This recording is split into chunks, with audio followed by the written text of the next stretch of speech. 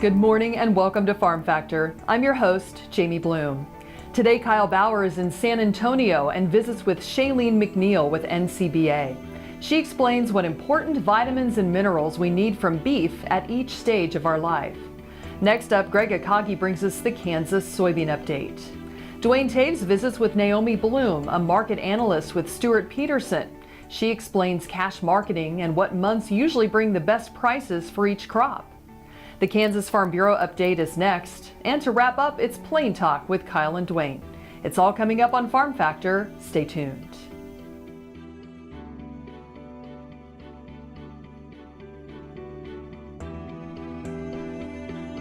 Closed captioning brought to you by Ag Promo Source. Together we grow. Learn more at agpromosource.com. I'm Bob Swartz, and I've devoted the last 43 years to helping Kansans reach their retirement goals and to protect the family farm. At Bob Swartz Financial, we believe everyone should be able to live the retirement they've always dreamed of. Our team of professionals can help you create an efficient strategy using a variety of investment vehicles to help you address your financial needs and your concerns. Bob Swartz Financial values commitment and transparency. This segment brought to you by Kansas Wheat. Learn more at rediscoverwheat.org. Welcome back to Farm Factor. Kyle Bauer is with Shalene McNeill, a registered dietitian with NCBA. Hi, this is Kyle Bauer with Shalene McNeill. We're visiting in San Antonio. She's executive director for nutrition research for NCBA. Am I close? That's right. Nutrition research for NCBA. I'm an executive director. As I listened to your presentation in here, there was a lot of things that I agreed with completely, but it was the first time I'd actually heard people talk about young child nutrition, which included meat, older people's nutrition, which included meat. It seems to be an aha time that beef is politically correct again. Well, you know, beef brings great things to the diet, what we call across the life stages. So in the early years, that iron and zinc that babies really need is so critical. But then in the older years, you need that high quality protein and all that package of nutrients like the B vitamins, the bioavailable vitamin B12. So there's something at each life stage that beef brings, and we're really wanting to talk about that. The food pyramid, if you will, seemed to be against meat in general, but it seems that people are starting to realize that was probably a mistake. We see that a lot of people have very good outlook on beef intake in the diet. They love the way that beef helps make them feel. We know that the protein in beef is satisfying. So we have had negative guidance in the past, and I think consumers are now realizing that when I include beef in my diet and I eat it in a healthy diet, I feel great and I get some of the nutrition outcomes that I'm looking for. So that we've seen nutrition on the comeback with beef. So how did this evolution of the food pyramid happen? I mean, was it science? Was it politics? What made that evolve? Our nutrition guidance, our nutrition recommendations, the dietary guidelines, those have been largely emphasized on a form of what we call weaker science. It's basically a type of research that looks at correlations and not causation. And because of that, beef often got a bad rap because it was looking at beef in unhealthy diets. But now through the checkoff research and where research and science is headed, we know that there are higher quality studies. We call them randomized controlled trials. Those are gold standard studies where we look at beef in healthy diets, and what we see is when you eat a healthy diet and you include frequent beef consumption, you see great health outcomes. Not only do you get the nutrition that you need, but you can lower your blood pressure, you can lower your cholesterol, and have great outcomes. It appears there's a new appreciation also for the quantity of protein that one needs to consume. There is more research, some of it funded by the Beef Checkoff, others by other institutions, that's beginning to show that we need more protein than we are getting in our diet, not just for basic nutrition, but to help satisfy our appetites, to maintain muscle as we age. There are a lot of benefits from increasing protein in the diet. There's not really any downsides from doing that either. So the more protein that you increase in your diet, maybe you cut back your carbs a little bit in place of that. And what we see is you can help offset the muscle that you lose. Your appetite control is better. So it can be important for weight management. A lot of great health benefits with bumping up your protein in your diet. You know, you mentioned muscle, and we talk, and I'm getting older every day, which we all hope to. Yeah, exactly right. And it's becoming well known that as we get older, it gets more difficult to maintain our muscle mass. We think that's all about exercising, but it's as much as anything about the amount of protein that we consume. It is both. The good news is that as you age, you can still build muscle. You can still maintain your strength. But not only do you need good exercise, you need high quality protein to pair that with. And because your body may not be quite as efficient at using protein as it was when you were younger, you might need a little bit more. And that is so important. So when we increase our protein, one of the things that's great about beef is that it's a real nutrient dense source of protein. So for 3 ounces, you're going to get 25 grams of protein. That's a lot of protein in 3 ounces. So when you're older and you maybe want to eat a little less, it's easier where you can eat beef and really bump up your protein content and help offset that muscle loss as you age. We're visiting with Shalene McNeill, and we're talking nutrition, specifically beef in nutrition. This is Kyle Bauer reporting from San Antonio. Thanks, Kyle. After the break, it's this week's Kansas Soybean Update. Stay tuned.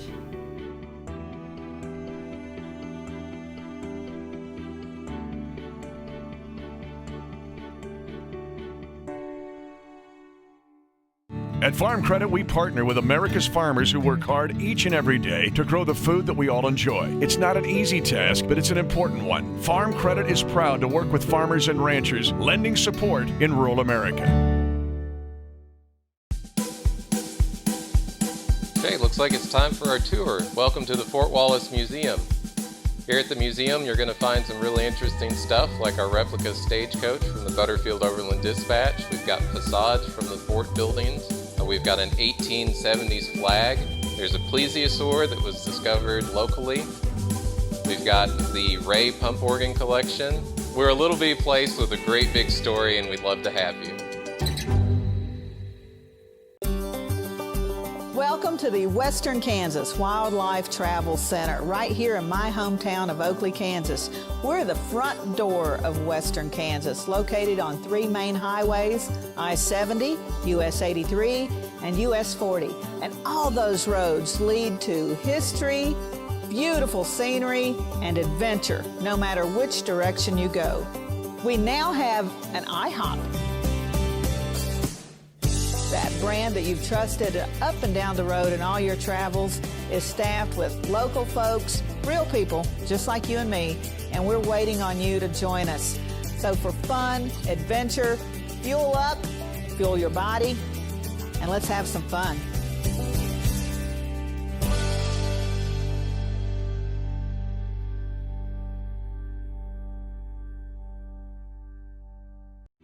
This segment brought to you by the Kansas Soybean Commission, the Soybean Checkoff, progress powered by Kansas farmers. Welcome back to Farm Factor and the Kansas Soybean Update. This is the Kansas Soybean Update. It's brought to you by the Kansas Soybean Commission. The Soybean Checkoff, progress powered by Kansas farmers. David White is joining us. He serves on the board of directors of the Kansas Ag Bankers Division of the Kansas Bankers Association. David, KBA just recently held a couple of webinars revolving around agriculture. The ag economic and ag lending landscape is certainly being heavily impacted by the coronavirus. Obviously, our friends in the livestock sector heavily impacted by the closure or slowdown of several of the meatpacking plants. And folks in the pork space really having nowhere to go with their hogs for a short period of time there. Folks in the cattle feeding sector not having a place to go with their cattle that were ready to go to slaughter, and that kind of just backed on up down the supply chain. The crop sector, obviously timing of when those crops are harvested and typically sold, not quite as directly impacted other than the obvious market impacts of declines in prices. Fortunately, USDA did come up with some fairly decent programs with the CFAP, Coronavirus Food Assistance Program, to kind of help make whole some of those producers. So kind of a Band-Aid to help folks get through on a cash flow perspective. You know, in one aspect, there's the concern about what the farmer does, but this also looks at what the banker needs to do, and are they prepared with their game plan, knowing that we're going to have plenty of distressed loans that are going to be out there in agriculture? I think most bankers are trying their best to be proactive, working with with their customers. Obviously, a lot of community bankers are seen as a resource or a partner to farmers. So being up to date on, these various USDA programs and helping their borrowers navigate getting signed up for those, which obviously helps the cash flow perspective, help reduce some of the operating debt and so forth, and hold balance sheets together. And then, kind of the proactive lender having some conversations with borrowers of, okay, what's plan B and C here if we continue throughout the year and we don't see improvements in the market and cash flow returning, and it looks like we're going to struggle a little bit with some debt service. Is there a plan B that maybe we can restructure some debts against some longer term assets, stretch out that cash flow, buy us a few more years, maybe some sell of some non-productive assets, whether that's old machinery sitting around and collecting rain and rust, or maybe a piece of farm ground that's been rented that hasn't been producing for several years because it's kind of the farthest flung farm that's always tough to get to, and so production's always a little bit lower. That is David White, who joins us. He serves on the board of directors of the Kansas Ag Bankers Division of the Kansas Bankers Association. He's been our guest on the Kansas Soybean Update. It's brought to you by the Kansas Soybean Commission. The Soybean Checkoff, progress powered by Kansas farmers. Learn more at kansassoybeans.org. For Kansas Soybeans, I'm Greg Akagi. After the break, Duane talks with Naomi Blohm, a market analyst with Total Farm Marketing by Stewart Peterson. Sure Crop Fertilizers was started by my father, Don Sherman, and my mother, Shirley Sherman. Family business that started in the 80s. We predominantly focus on plant nutrients and what we can do to give growers better responses with the fertilizer dollars that they do, and what we can do to make those things work better for the grower. We're based out of Seneca, Kansas. We work with growers in their soil analysis to figure out what they need, and then we can put those in a blend that gives them the best results, and so that we can deliver that direct to their farm so that they have those nutrients where they need them, when they need them, and so that they can apply them in a manner that's very efficient to them and works well in their planting systems and what they're doing. Sure Crop Fertilizers has been around for a long time. We always say we're big enough to take care of everything you need, but we're small enough to do it quickly. You can get a hold of us at 1-800-635-4743. Our website is surecropfertilizers.com, and you can always email me at Corey@surecropfertilizers.com, and with any questions you have, and we're glad to answer it and work with you. Kansas Corn reminds you that E15 fuel is the right choice for every kind of driver. For the car enthusiast, E15 has higher octane. For the thrifty driver, E15 is priced lower than regular unleaded. For the nature lover, E15 provides cleaner air. For the shopper who buys local, E15 has more ethanol from our Kansas corn farms. Choose E15 for a higher octane, lower price, cleaner American fuel. Message from the Kansas Corn Commission. Learn more at kscorn.com. This segment brought to you by Sure Crop, liquid crop nutrition delivered right to your farm. We're back. Let's go to Duane Toews, who is with Naomi Blohm, an advisor with Stewart Peterson. Duane Toews joining once again on the program. A chance to catch up with Naomi Blohm, a market analyst and advisor with Stewart Peterson. Naomi, we think about producers and working with marketing plans. The best laid plans are ones that are executed, and sometimes getting guys to pull the trigger, I expect, is hard to convince sometimes. Yeah, there are times when that is one of the bigger struggles. Today we were talking about the importance of marketing plans and laying things out, and the bigger constraints actually have to do with the emotional tendencies to not make the sales, not pull the trigger, especially when prices go higher. So want to just nail down the importance of being aware of the tendency for grain prices to work higher during the month of February, and then a lot of times you don't see much price action after that until a summer rally. But looking at the corn market over the past 5 years, the best prices were between the middle of June to the middle of July. So just really be mindful of that. Sometimes that's the hardest time to pull the trigger and stick with your marketing plan because you're not sure of what's going to be growing in your backyard. But those are oftentimes your best sales of the year. So have the courage to make those forward contracts. We think about some of the intricacies of the marketplace. They tend to typically be kind of seasonal in nature, like you'd referenced. But going back to the basics, understanding what your cost of production is really the key starting point of knowing where I can't be profitable. Absolutely. And this is the time of year that you need to be really sitting down and figuring out cost of production. And that's per commodity, that's by field even in some instances, and you need to know that.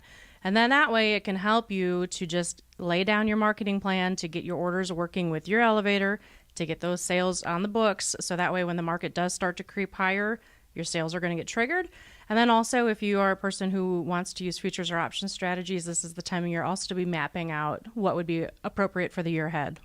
There's a lot of producers that are a bit uncomfortable when we talk about electronic trades now. It's not even open outcry anymore, but calls, puts, options, all those things can be a bit overwhelming. But there's a number of industry professionals that really will take the time if they seek them out. Yeah, absolutely. And so if you can look to like your local extension agent, for one, you can see out any market advisor in the area, across the Midwest. And now with technology, you're able to actually have face-to-face conversations over the computer and through cameras that way. So you can get the expertise that you're looking for, and then at the time that works best for your family and your timeline, and right in the comfort of your living room. So we've had some things come up recently. The USMCA has passed, the China deal Phase 1 in place that everybody's been waiting for.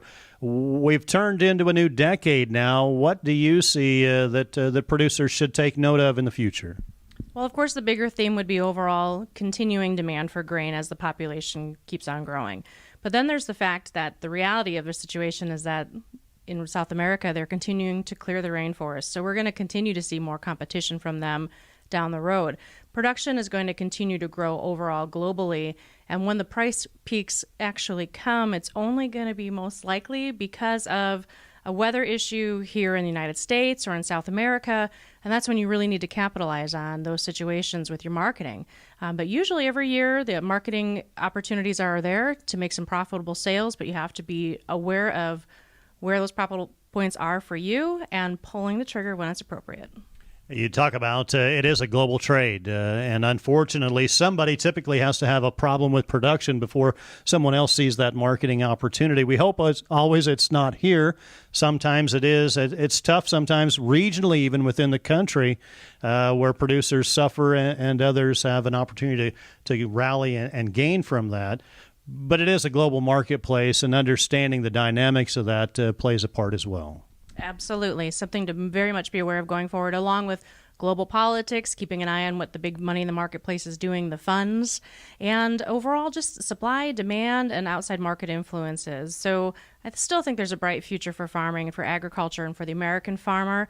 Just make sure that you have your marketing plan in place so you can take profits when they're there. Our thanks to Naomi Blohm. She is a senior market advisor with Total Farm Marketing with Stewart Peterson, joining us on the program. Jamie, we'll send it back to you. Thanks, Duane. Come back after the break for the Kansas Farm Bureau update.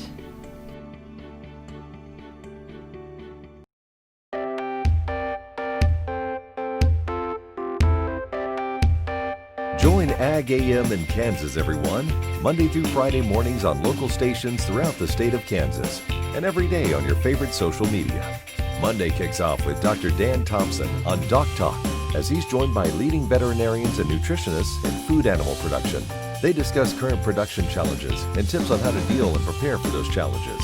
Tuesdays on Farm Factor, it is our friends here at KFRM Radio with interviews from top experts in agriculture.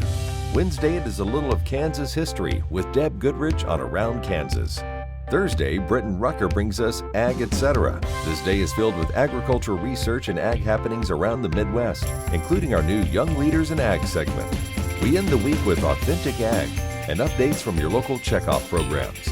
Make sure to check your local listings or like us on Facebook and Twitter at Ag AM in Kansas and on YouTube at Farming Unlimited TV so you never miss an episode. Thanks for watching. No one plans to get sick or injured. But when life happens, it's important you and your family are protected. Kansas Farm Bureau health plans are there to provide continued health care coverage to meet your needs. Choose from a broad range of individual and family plans. And if you're over 65, we have options for you too. Learn more at kfbhealthplans.com or contact a Farm Bureau Financial Services agent near you. This segment brought to you by Kansas Farm Bureau, the voice of agriculture. To join today or for more information, go to kfb.org or find us on Facebook and Twitter. Welcome back to Farm Factor and the Kansas Farm Bureau Update.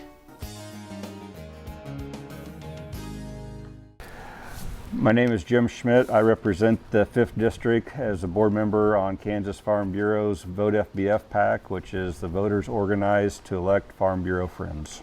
So Kansas Farm Bureau by its nature is a grassroots organization, and one of our key areas that we focus on is advocacy. And the goal with the Vote FBF PAC and the efforts at the county level to surface recommendations is to provide us with candidates both at the local, state, and federal levels that are friendly to agriculture, to farmers and ranchers across the state. So with Pat Roberts stepping aside at the U.S. Senate level, we've got a domino effect, if you will, of candidates that are looking to move into other leadership positions. We typically get recommendations from almost all, if not every county, through the CEC process, which is the County Evaluation Committees, and the 10 of us that meet each represent 10 to 11 counties, each come from our specific district, and we get together multiple times a year, depending on the election cycle, to discuss state level and federal level elections. So as the process moves forward with Vote FBF, the recommendations that come out will become public. We will share them with each of the candidates, and then those candidates have the opportunity to do a rollout with our endorsement. You've already seen that obviously with the federal levels, with Congressman Marshall's endorsement, with Jake Turner's endorsement, with Tracy Mann's endorsement, and you'll start to see that also at the state level, both on Senate races and on House races.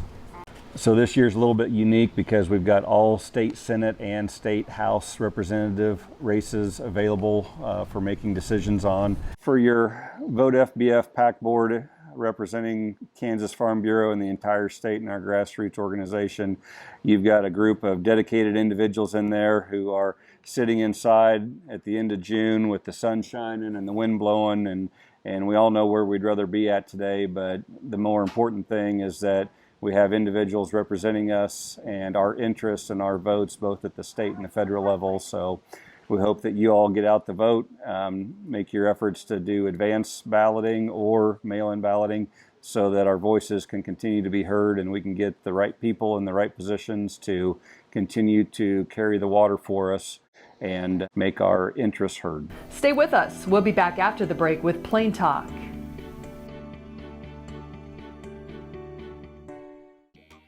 The Kansas Wheat Innovation Center in Manhattan is rediscovering ways to get improved varieties and new genetics in the hands of farmers faster. Grower-led and checkoff-funded research initiatives are bringing about positive change. This grassroots leadership provides a strong voice in Topeka and Washington, D.C. Now is the time to partner with Kansas Wheat in moving wheat forward. Kansas Wheat Commission and Kansas Association of Wheat Growers. Farmers investing in their future and yours. Log on to rediscoverwheat.org. Valley Vet Supply is devoted to providing information and professional quality products at reasonable prices. Valley Vet Supply. This segment brought to you by Santa Fe Trail Meats in Overbrook. Let us help feed your family. Welcome back. Now let's see what Kyle and Duane are up to on Plain Talk. Hi, this is Kyle Bauer with Plain Talk. With the guy who always says just because some yahoo puts Tabasco sauce in your oatmeal doesn't mean you have to eat it. Duane Toews. I don't know. Yeah, you don't know. I was trying to think. I think I understand what the true meaning of what you said there, and it appears you don't. Well, yeah. You know, just thinking about oatmeal and Tabasco sauce. You're thinking pretty much on the surface. I'm kind of a literal kind of and guy. You're thinking that you should eat it. If someone puts Tabasco in your... Might not be bad. Oh, do you eat oatmeal? Prove a point. Occasionally, not often. When I was a kid, I ate it a lot because Mom fixed it. That's right. That's what was. And it wasn't that I didn't enjoy it. No. It's just Mom took the time to boil water and put oatmeal, and got breakfast for us when we were kids, and we had hot cereal, whether it be oatmeal or malt-o-meal. We had frequently when we were kids. As I've gotten older, I'm not as motivated to get up early enough to do that. Well, I actually went through I go through phases regularly. And I went through a phase here 6 months ago where, I was trying to get my cholesterol down. Okay. And oatmeal's a great way to get it down. It used to work pretty good. Yeah. Well, as I get older, it doesn't work as good. It doesn't work as well. No, not for me. It doesn't. Now, that doesn't mean it doesn't work for other people. Right. But it used to be just amazing. My cholesterol could be at, and I don't have really high cholesterol, but it could be at X. And I'd eat oatmeal for 30 days for breakfast, and it'd drop at 15%. Really? Yeah. No, I mean, but hasn't worked so well recently. Well, that's because you've gotten rid of all that bad cholesterol that you had. You're getting down to the tougher cholesterol. The weak stuff is already gone. It's already there. Burn off all the weak cholesterol. Yeah, and my doctors want me to take cholesterol medicine. It's like, I don't think so. It's not that bad. So it's like I need to get a different doctor. Well, I mean, one that says, you're just fine the way you are. Some would prescribe to the fact that you got to die of something. Well, yeah, just think about if someday I'm around, I don't have anything to die from. That would be terrible. I mean, what if I'd already wore out all my good body parts? And then you didn't? And then you didn't die. It's like you forgot to die. It's not really life worth living. Actually, that's an old joke that a couple was in heaven. Mm-hmm. And everything was perfect there. They were there together, and just the meals were great. Their bed was wonderful. All their friends were there. It was just the most wonderful place they couldn't even imagine how good it was. And after being there about a week or two, he reached over and slapped his wife on the shoulder. And she goes, "What's that about?" She said, "If you wouldn't have been feeding me all that junk all those years that I didn't want to eat, we'd have been here a lot sooner." Been enjoying this for a couple of more years. Well, speaking of medicine, your fact or fiction question of the day: modern scientists are now utilizing mushrooms in the development of new medicines. Fact or fiction? Well, I suspect they're trying to use about anything to develop new medicines. I would guess it'd be an antifungal, right?